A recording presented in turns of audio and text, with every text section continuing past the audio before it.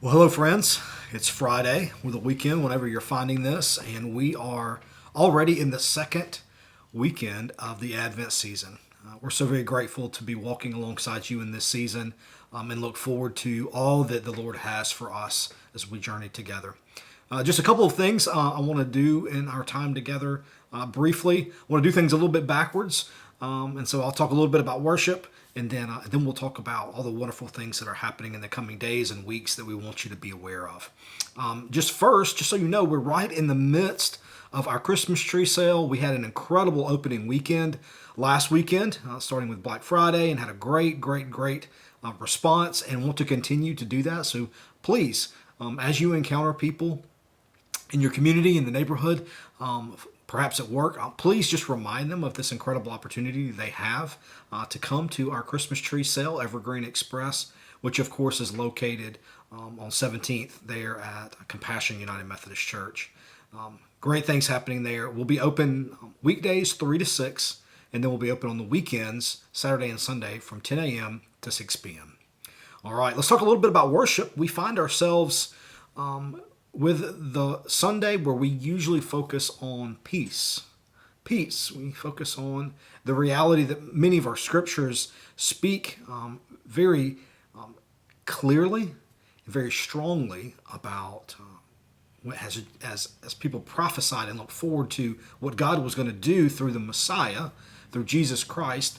That there was so much about the character of this child and the character about God coming with us that directed those people towards peace, that there was going to be this Prince of Peace. You probably heard that term very often.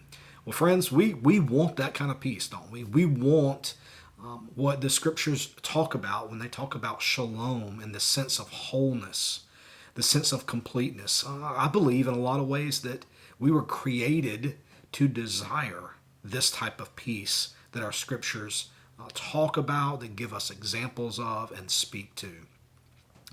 Because this peace is more than just the absence of conflict. It is something much deeper. It's something that connects to us on a very deep soul level. Well, friends, if you'll come to worship this Sunday, you will see that this peace is not only something accessible to us, but one of the crucial elements that has to be a part of the equation for peace to be accessible to us in the way that we were created to experience, okay? The way that God designed us to access this shalom, this wholeness, there are elements that have to be a part of the equation that are incredibly important. And so we're going to talk about those as we unpack Advent, as we look a little bit deeper, look under the hood, whatever metaphor you need to really explore what peace really means and how we can work to make a lasting and real peace in our hearts personally, within relationships, within our community, within our society. So many places where we need this peace that God desires. So I hope you'll come to worship, of course, at 10:30 a.m. this Sunday, or connect with us online if you happen to be unable to be with us. All right. Big weekend happening, gosh, in the days, Sunday and days after. Just as a reminder, Sunday's a busy day. So we'll have worship as normal Sunday morning. And then that afternoon, we're going to have two very important events. One on our campus here, another one at Ocala First United Methodist Church that we are part of. The first one starts at 3 p.m. here on our campus, and that's the Family Christmas Experience, okay? This is an experience for our families of children to come and to be together. That will begin at 3 p.m. in the sanctuary. We'll have a time of teaching, some fun music, and then we'll go over to the fellowship hall and have more activities. Great fun time for families to be together and to learn more about this season and to connect in the series of the season, of anticipation as we prepare our hearts again for the coming of the Lord. And then at 5 p.m., we're going to have our Blue Christmas service. This year we're doing that in cooperation and in partnership with, of course, Ocala First United Methodist Church, which will be hosting it, Compassion United Methodist Church, and St. Mark's United Methodist Church. This is going to happen at 5 p.m. in their Family Life Center. That particular building is more easily accessible from Fort King. If you're familiar with Ocala First's campus there. And it is the building that pretty much sits on the southeast part of their campus, right off of Fort King. That will begin promptly at 5 p.m.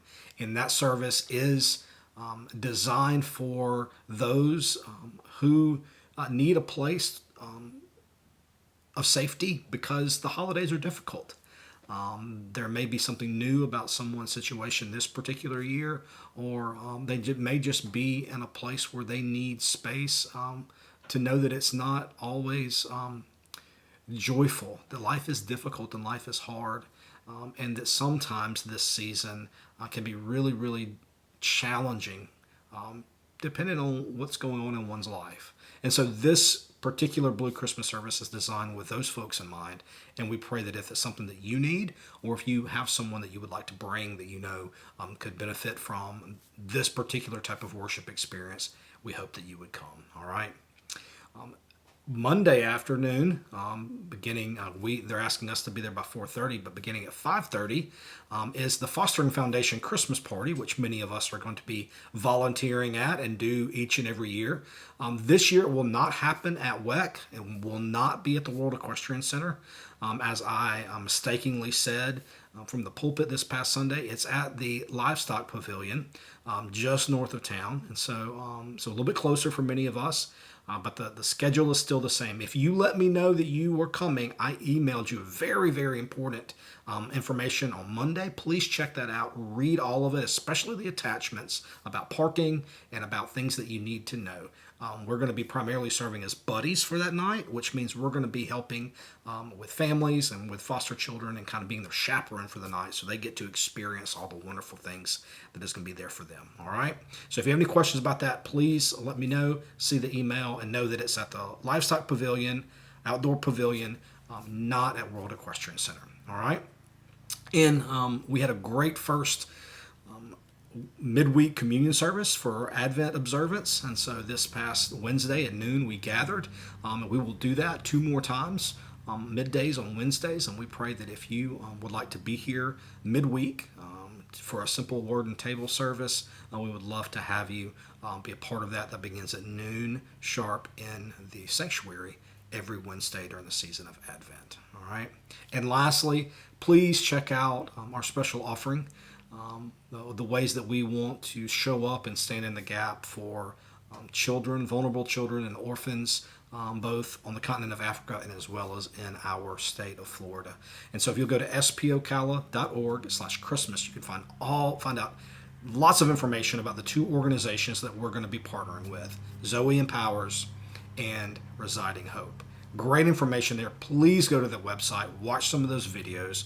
We'll talk a little bit more about it in worship, but I want you to check that out. And if you feel led to serve or to give in any way, to be a blessing this holiday season in this way, we would welcome you to do that on that website, spocala.org/Christmas. All right.